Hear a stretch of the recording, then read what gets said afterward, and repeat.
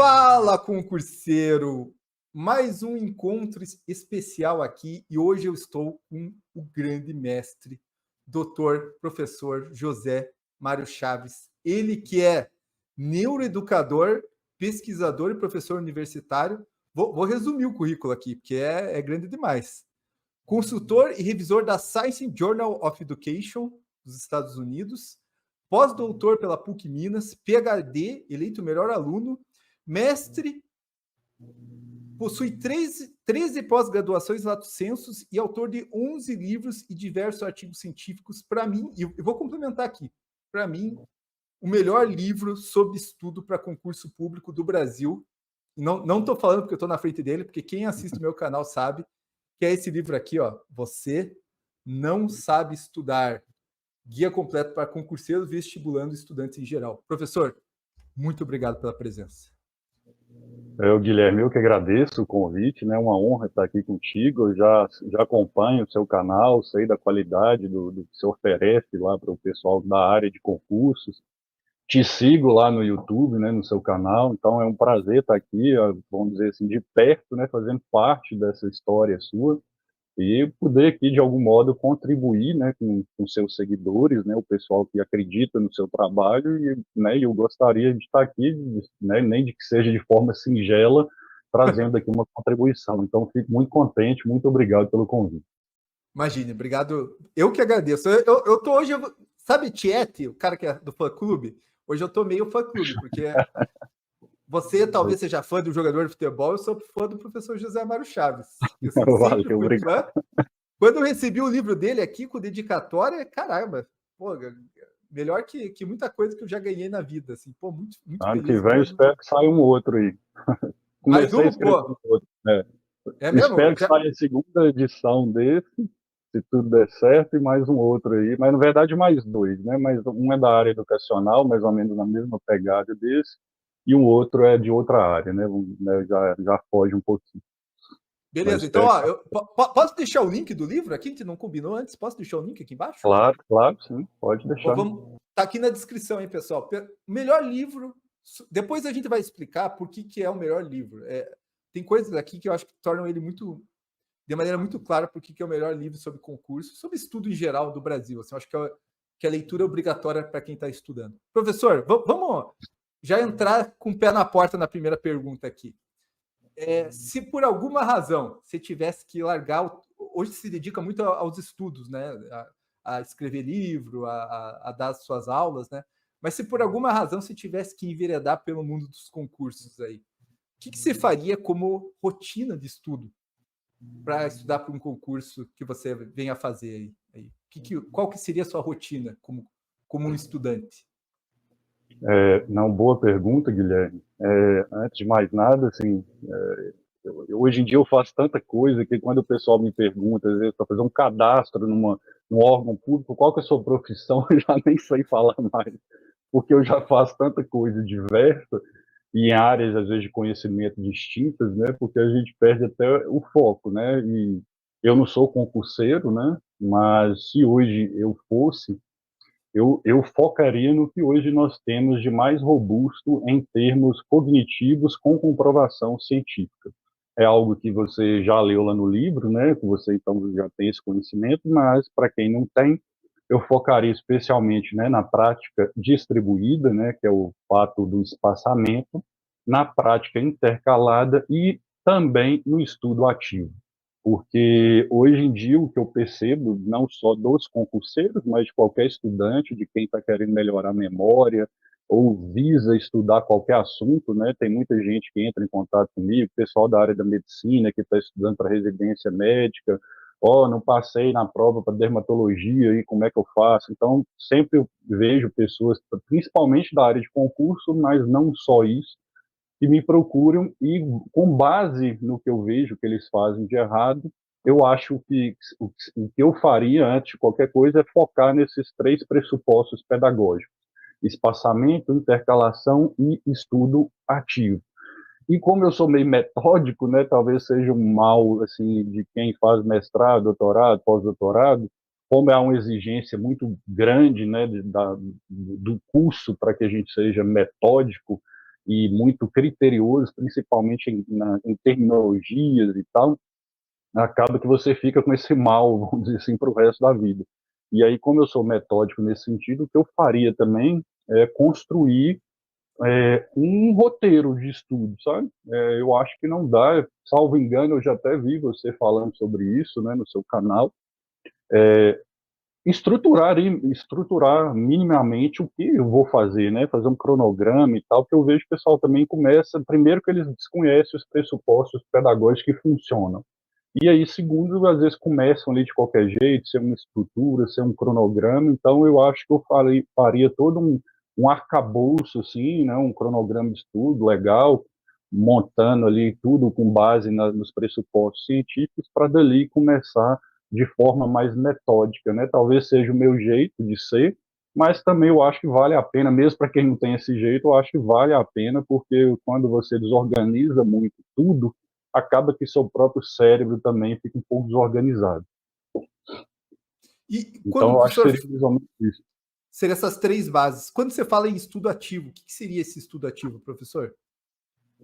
É o mal hoje, digamos assim, hoje do brasileiro de maneira geral, que é porque a gente aprende isso na escola, né? Desde a escola, desde lá o primário até a gente chegar na faculdade, os professores meio que empurram a gente para o estudo passivo, que é ler, depois reler, fazer resumos copiando do livro.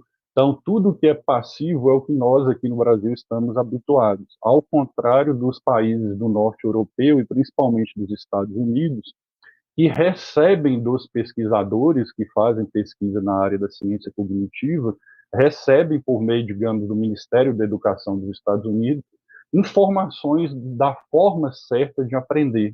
E a forma certa, melhor para memorizar, é o estudo ativo, que é usar flashcards, fazer questões de prova, né, que é algo que todo concurseiro deve fazer bastante, responder um questionário de perguntas, dar uma aula sobre o assunto que você está querendo memorizar, mesmo que seja para alguém fictício, né, você fingir que está dando uma aula. Tudo isso que é um estudo ativo favorece não só o aprendizado, mas também a memorização, razão pela qual é o mais indicado, sem dúvidas, hoje. Eu acho que qualquer pesquisador da área de neuroeducação do mundo estaria de acordo comigo nessa afirmação. Perfeito. E até vou dar razão, professor, porque eu estou estudando com meus filhos, né? Meu filho tem 8 anos, ele está no segundo ano. E assim, a apostila dele tem meia dúzia de exercício. Tem muito conteúdo e muito exercício. E daí, assim, como que eles estudam? Eles, tipo, releem tudo. E quando, na verdade, o ideal seria mais perguntas, mais questionamentos e tal. Então, eu tento montar sempre um questionário de perguntas para ele, né? Baseado mais ou menos no que ele tem ali, né? Mas falta na escola, desde criança, a pessoa fazer mais exercício, né? Ter mais Não, com questionário do que certeza, ler. né? Você deve ter passado por isso, Guilherme, assim como eu passei. Eu acho que todo mundo que está aqui, de algum modo, nos escutando, passou. O professor sempre via, né, no fim, ou melhor, assim, o professor sempre ao final da aula virava para os alunos e falava assim: ó, chegar em casa, não esquece de reler o material da aula de hoje, não, né? Então a gente criou esse hábito de reler e de focar na releitura como a melhor perspectiva para o aprendizado e para a memorização. Se nós pegarmos pelo menos os últimos 50 anos de pesquisa científica, se a gente voltar aí no tempo, todas as pesquisas indicam que essa não é a melhor forma, tanto de aprender quanto de memorizar. Então a gente já tem essa cultura aqui no Brasil, que é definitivamente uma cultura ruim, e como você bem falou, se a gente pega os livros hoje escolares, no máximo, ao final assim, dos capítulos, tem lá meia dúzia de perguntas, né, quando deveriam ter várias para forçar o estudo ativo. E, inclusive, tem muita gente que manda mensagem para mim, seguidor do Instagram e de outras redes sociais, perguntando ao professor, tá, lá no livro você fala para a gente fazer isso, estudo ativo, mas a maioria dos livros que a gente tem aqui no Brasil não tem. E aí, o que eu faço? E a sugestão que eu dou para eles é exatamente isso que você está fazendo com seu filho, é criar perguntas, né? Você está lendo ali, já que não tem, vai criando perguntas para que no momento futuro, não instantaneamente após a leitura, por conta do espaçamento, mas que no futuro você possa ter ali esse grupo de perguntas para que você force o seu cérebro e ao forçá-lo, você cria novas conexões neurais para fortalecer a memorização. Perfeito, perfeito, ótimo. Agora vamos entrar numa outra polêmica aqui. Existe uma discussão no mundo dos concursos que é assim, não, você tem que fazer resumo. Você quer passar em concurso, você tem que resumir o teu conteúdo. Até onde eu entendi aqui, o professor não falou em resumir o conteúdo. O que o professor acha sobre o uso do resumo? O professor não usaria? Usaria? Como que fica essa questão, professor? Sim, perfeito.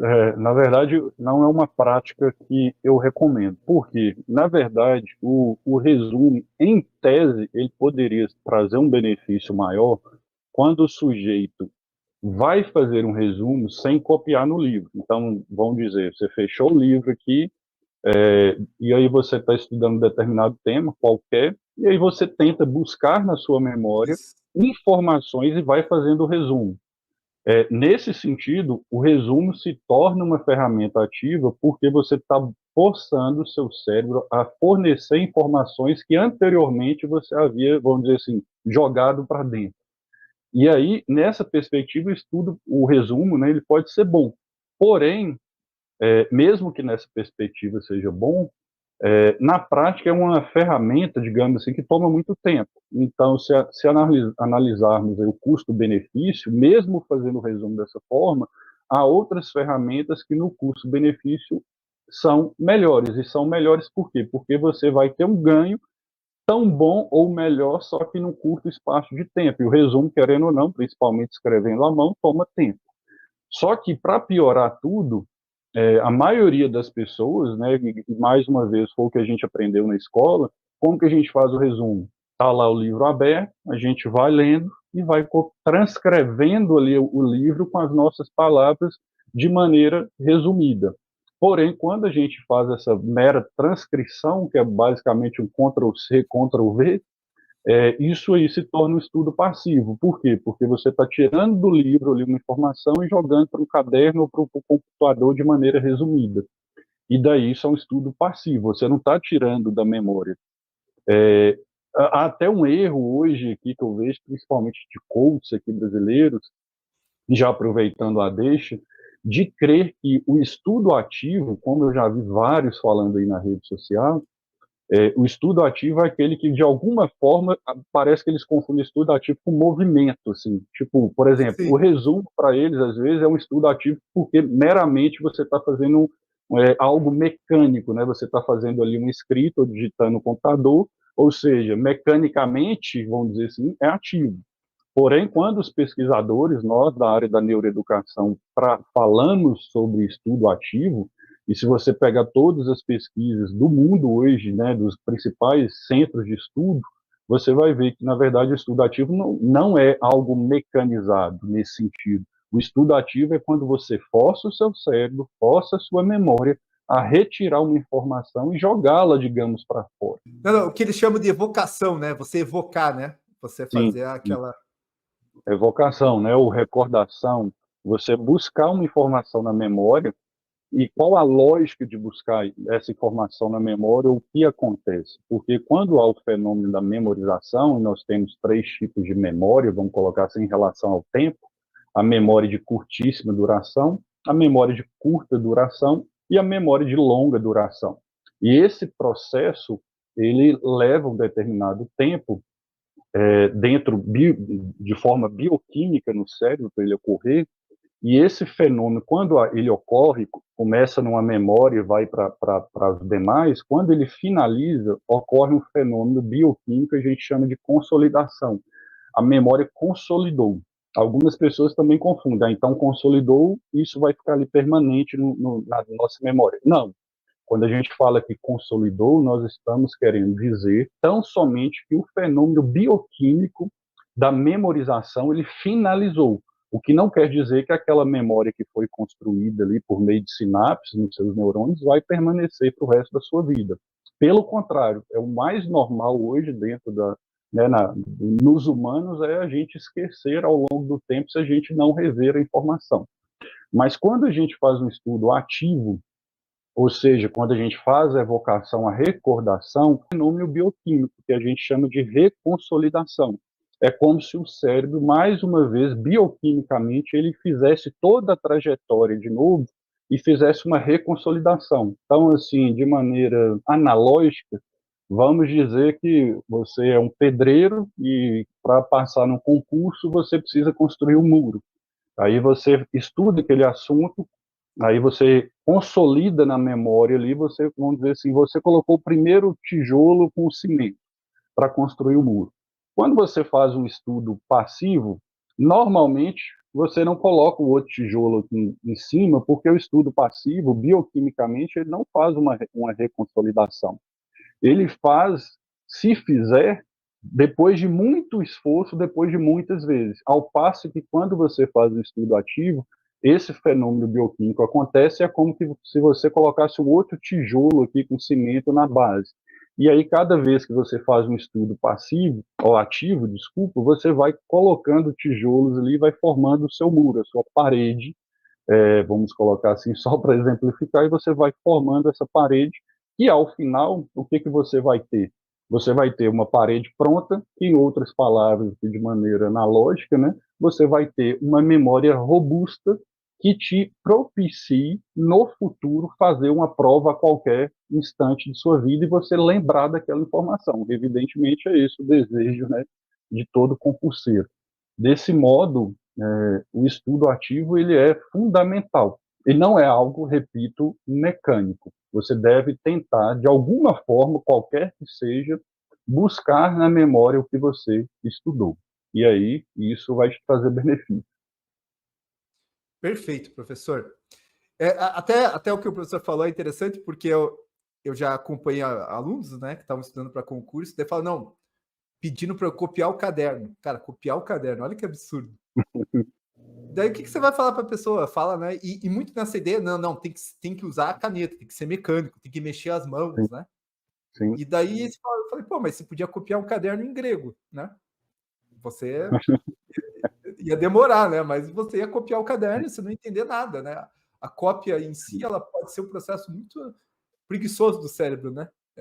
Sim, inclusive tem haja visto que a gente estava falando de resumo, né, inicialmente, tem um estudo muito famoso, né, produzido por pesquisadores da Universidade do Sul da Califórnia e um outro também que foi feito por vários, na verdade, pesquisadores de 4 centros de estudo nos Estados Unidos, que foi só sobre revisão. E ambos os estudos, a conclusão foi: o estudo tem baixo rendimento, tanto para o aprendizado quanto para a memorização. Que é exatamente isso. E por que o rendimento é baixo? Porque é uma ferramenta que, como regra, as pessoas fazem de modo passivo. Olham no livro e simplesmente transcrevem. Além de não ter um ganho cognitivo, o problema disso é o tempo. Tenho uma amiga Resumo, na né? O professor universidade, está falando de resumo, né? O professor falou estudo, é resumo, né? Que está falando. isso, Ah, resumo, perdão. Tem até um amigo meu, né, fez mestrado comigo, ele estava estudando para a prova de promotor. E não sei para qual estado ao certo ele estava fazendo, mas caíam, eu acho que 18 disciplinas. E aí ele estava fazendo um resumo de cada disciplina. Ele falou comigo que ele estava gastando 40 dias, mais ou menos, para resumir cada disciplina. Aí, se você pega 40 dias vezes 18 disciplinas, eu falei com ele, cara, você vai ficar 2 anos só resumindo? Tipo assim, você vai resumir, compra um resumo ali, sei lá, entra num site desse aí, compra um resumo de um professor de cursinho, qualquer coisa, sei lá, você vai perder 2 anos só resumindo, o ganho cognitivo que você vai ter vai ser baixíssimo.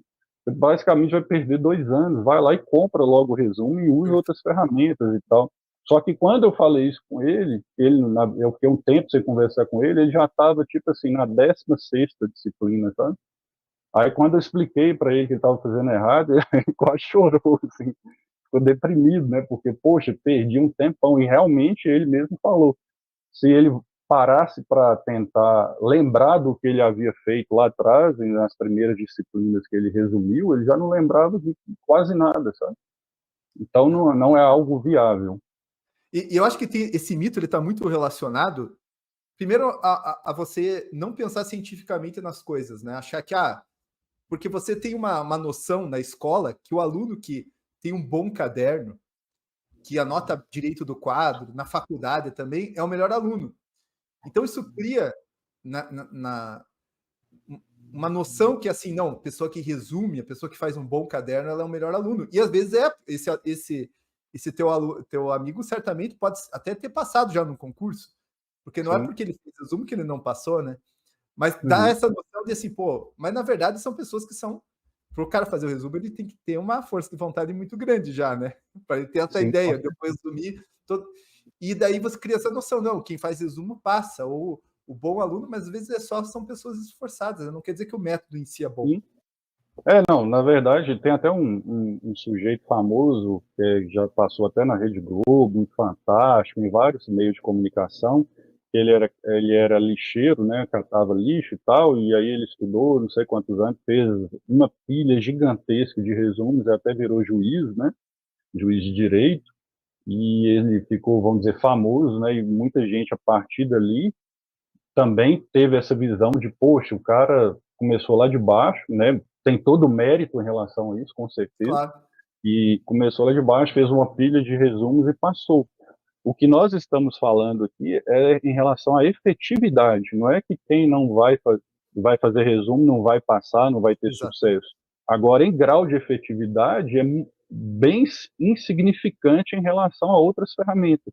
Ou seja, esse sujeito que passou, que a gente falou, para juiz, ele teve todo o mérito dele, só que demorou anos e anos para conseguir. Se ele tivesse usado ferramentas mais propícias ao aprendizado da memorização, talvez ele tivesse passado na metade do tempo, ele já teria tido sucesso. Então, é o que a gente fala que tem grau de efetividade. Você só não vai aprender se você não fizer nada, aí não tem jeito. Se você não estudar, não fizer resumo, não fizer nada, você não vai aprender nada. Mas mesmo que você estude de forma errada, vai aprender, né? Só que aqui a gente fala que é sobre efetividade, né? O que favorece mais a memória em relação a outras técnicas.